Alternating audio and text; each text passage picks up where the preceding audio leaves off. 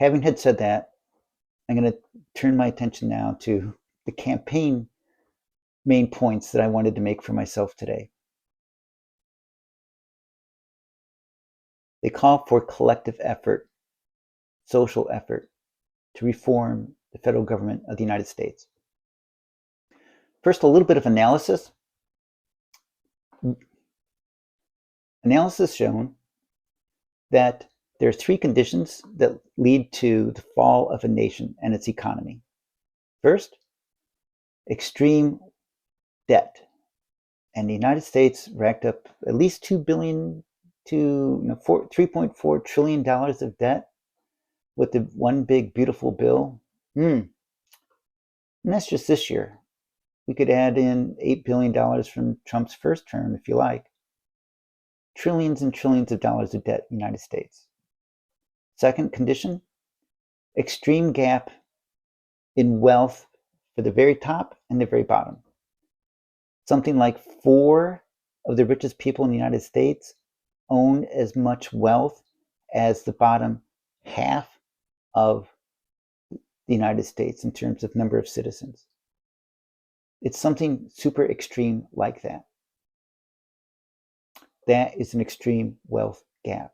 Third condition, paralyzing polarization politically.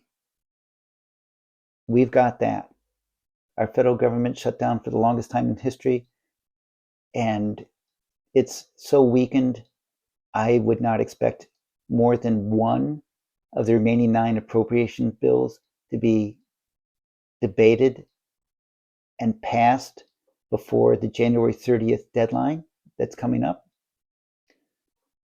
The other 8, I'd expect, will just be continuing resolutions. And that's a terrible way to do appropriations.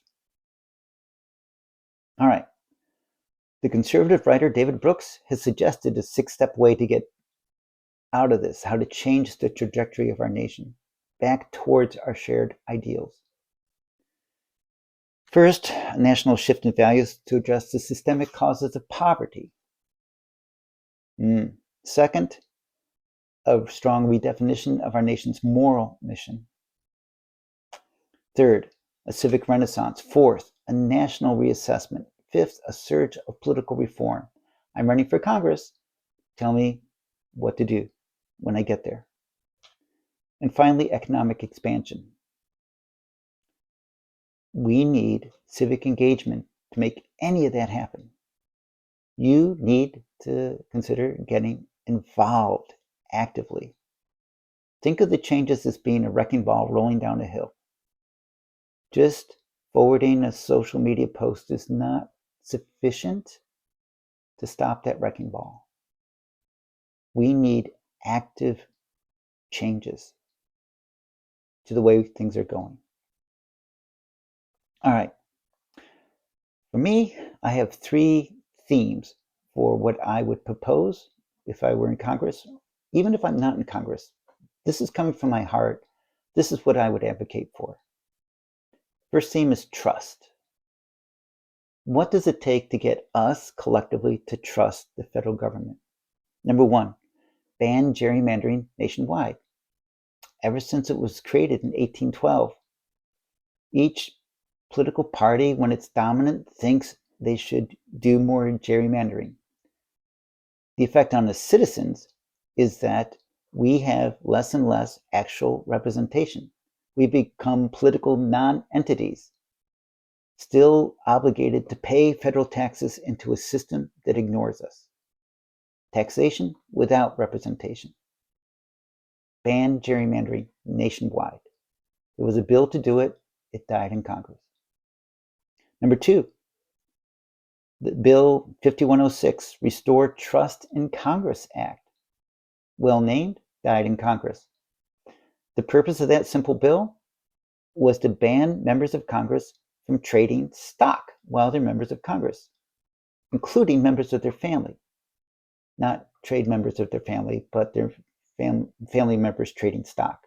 Ban it. It died in Congress. Number 3, separate completely the Department of Justice from the executive branch. should be apparent to you by now that the current administration is weaponizing the Department of Justice to go after perceived political opposition to their grab for ever more concentrated power in the executive branch. And the willy-nilly pay for pardons scheme that lets drug lords out of prison, canceling out an estimated $2 billion of money that should have gone to the US government, but was wiped off the books as pardons were issued. That has to stop. Number 4, on November 12th of 2025, Congress once again demonstrated it can't hold its own feet to the fire when it comes to fiscal responsibility.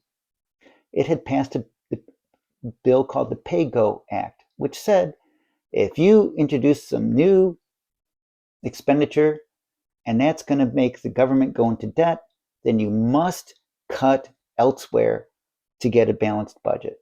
The PAYGO Act.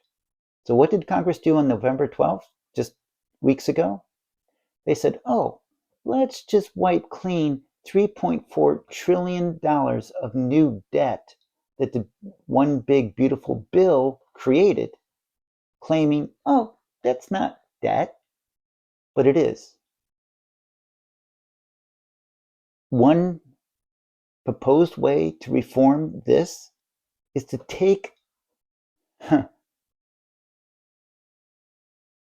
management of that a little bit out of the hands of the representatives of Congress. Here's how. Once every 2 years, they're up for election. It has been proposed over and over again that there should be a bill that, makes us get rid of every member of Congress if the budget isn't balanced. I propose that freshman representatives should be exempt from such a severe action.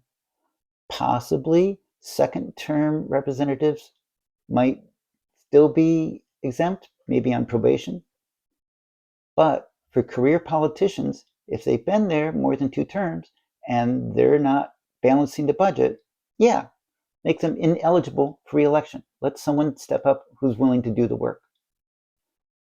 And once again, continuing resolutions are a lousy way to handle appropriations. Number 5. A little over 100 years ago, Congress set a limit to how many representatives can fit into the building, the Capitol building. It's 435 members in the House of Representatives. That's it. The original Constitution had a formula that would have had to just continue growing linearly over time. It's been capped for over 100 years. Woefully, that concentrates a lot of power in too few hands.